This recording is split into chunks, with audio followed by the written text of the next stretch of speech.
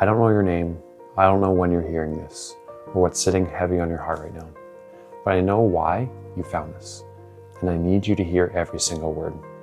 There's a word in the Old Testament, hevel. It means breath, vapor, mist you exhale on a cold morning. You see it for a second and then it's gone. Solomon, the wisest man who ever lived, the wealthiest, the most accomplished, used that word 38 times in one book about everything he had built, everything he had earned, everything he was afraid to lose. Hevel.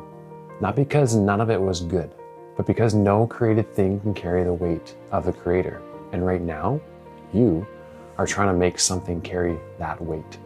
I know, because I did the same thing. You've built your life around things that are, by their very nature, vapor. Your work, your reputation, your health, the thing you're building, the life you're protecting. These are gifts, every one of them. They came from His hand, but somewhere along the way, you stopped receiving them as gifts. You started holding them like gods. And when a good thing becomes a god, you sacrifice to it. Not once, not dramatically, day by day, small decision by small decision. You miss the moments you can't get back because you're building something that felt urgent. You lie next to the person you love most of all at night, and you're somewhere else entirely.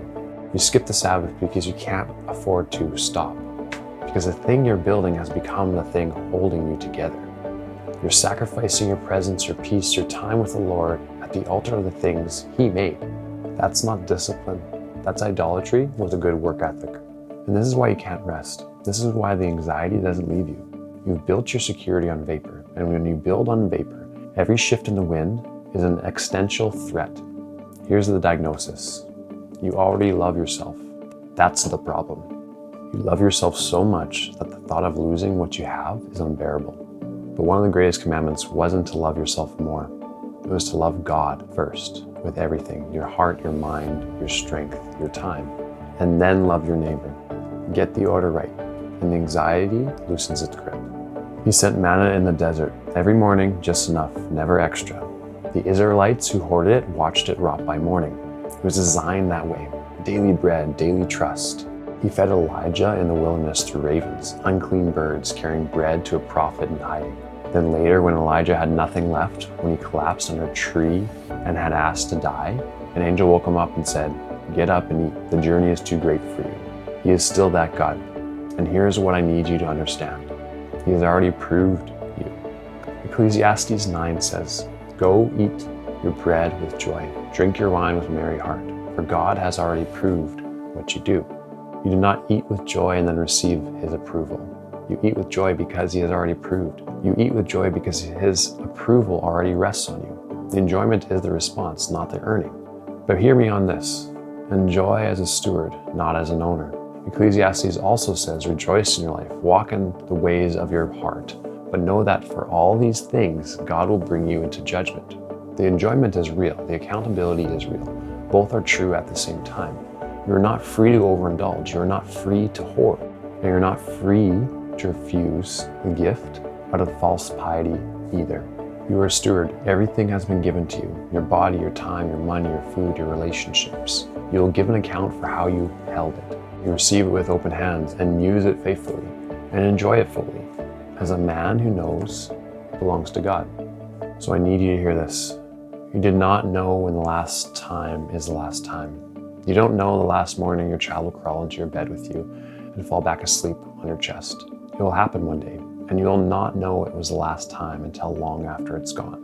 You do not know the last warm embrace, the last meal that went long, the last conversation that felt like nothing and meant everything.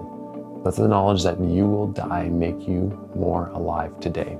The preacher said it's better to go to a house of mourning than a house of feasting, because the man who has stood at the graveside knows what time is worth. And when you feel nostalgic, when something good passes and you try to go back to it, it never feels the same. That ache is not a flaw. Every good thing you have experienced was never the destination. It was a signpost, a taste, the finger of God pointing forward. The reason it never satisfies you when you try to recreate it is because it was never meant to. It was always pointing somewhere else. The longing you feel, that is eternity imprinted on your heart. Ecclesiastes 3:11. He has set eternity in the human heart. He wired you for something permanent before you were born. You were made for more than this. Plan wisely, steward well, work hard and store for the hard times. And when the hard times come, and they will come, rest in this.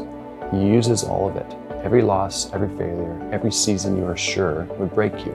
He's going to make all things new, for your good and for his purposes. Your greatest gift is not what you have here on earth. Your greatest gift is to know him more, glorify him. He came down, he suffered the death you deserved. He lived the life you couldn't live.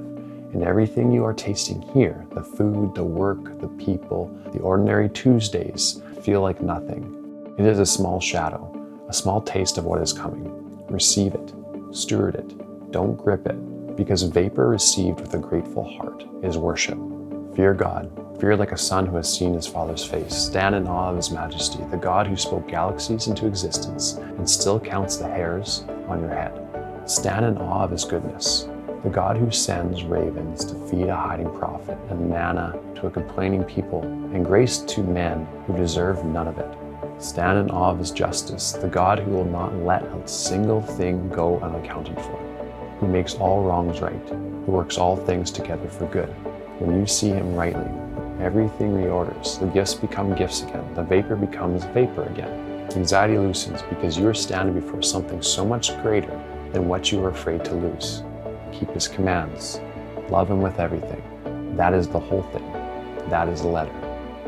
I don't know when you found this, but I know you need to hear it today. Now go live it.